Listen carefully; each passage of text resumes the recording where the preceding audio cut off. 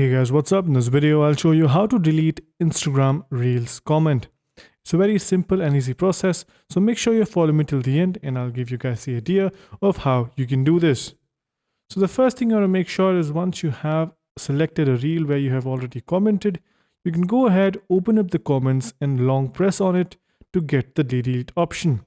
Now, if this reel is posted by you, you can delete any comment, which means comments made by someone else can also be deleted by you. But if you just want to delete your comment in any reel out there on the internet, just long press on that comment and you will see an option where it says delete. Just click on delete and that is it. Your comment will now get deleted.